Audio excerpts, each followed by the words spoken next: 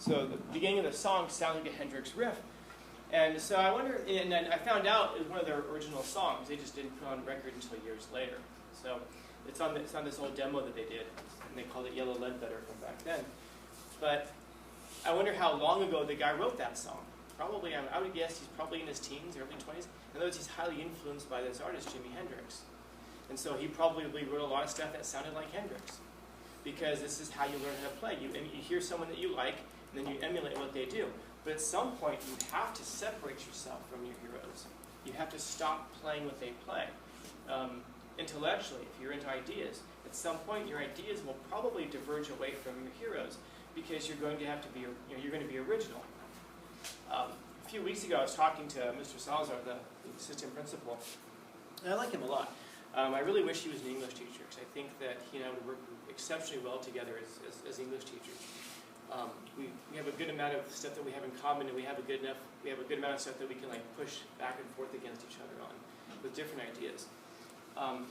Anyway, I asked him a few weeks ago. I kind of just came across him in the hallway, and I asked him, Alex, do you ever think about this? What percentage of the ideas that you have are your ideas, like original to you, versus ideas that actually belong to someone else? And for some reason, it hit him pretty hard, and he just said, "Oh my God!" He said, "I don't even know." I go, "What do you think? 5% are your ideas? 95% somebody else's?"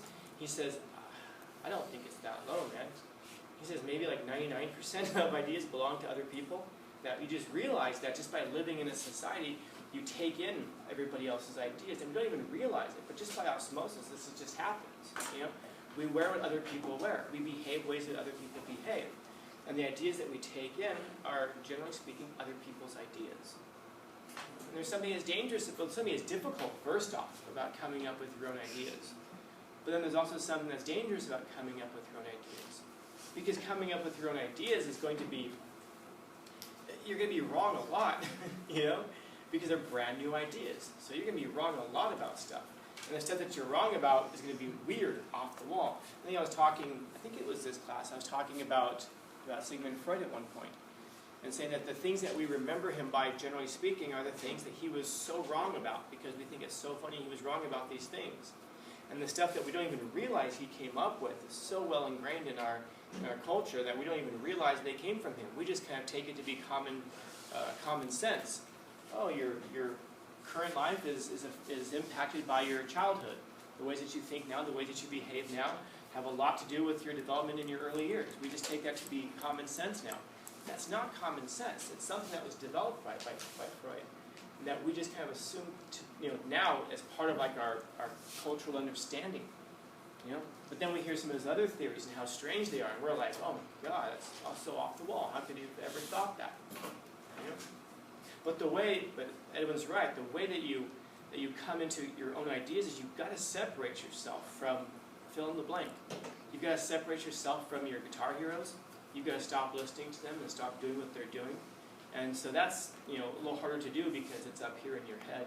You've got to separate yourself from people in society around you so that you can stop taking in that influence. And that's where solitude comes from.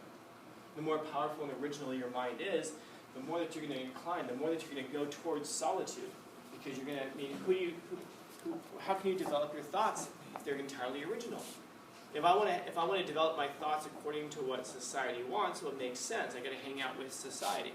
If I want my thoughts to be more like my friends, it makes sense. I need to hang out with my friends more, take in more of what they're saying.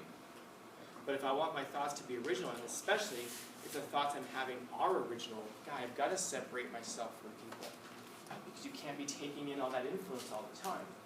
But again, what's important is you have to have a technical background.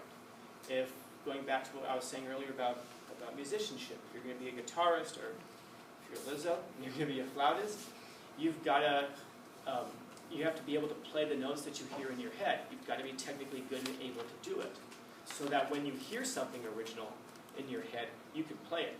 You're not going to sit there and go, "Oh, it's like a Jimi Hendrix thing. I can just play like Jimi." No, you can't play like Jimi Hendrix, man. You've got to separate yourself from that. You have to play it like you. If you have a thought, an idea, you can't sit there and think, "Oh, this is a lot like what Kant thought, so let me try to express it the way that Immanuel Kant would express it." No, it's got to be entirely and originally you. So you have to separate that out. But first things first, you've got to be able to express it. You have to have the background of language to be able to be clear and precise in what you're saying. So whatever the thing is that you want to be good at, or better yet, whatever the thing is that you want to be great at, you've got to develop the strong technical understanding first. Once you have that, then you have the tools to present the new original thing, whatever it is.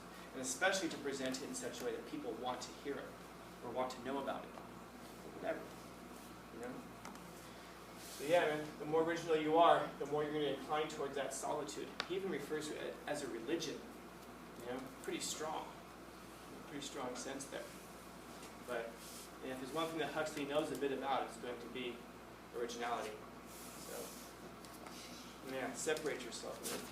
Go into solitude. Talk more about that in 12th grade. Questions? Comments, concerns, complaints, criticisms, critiques? Neat. All right, go ahead and put those away. Remember, they're due April 17th.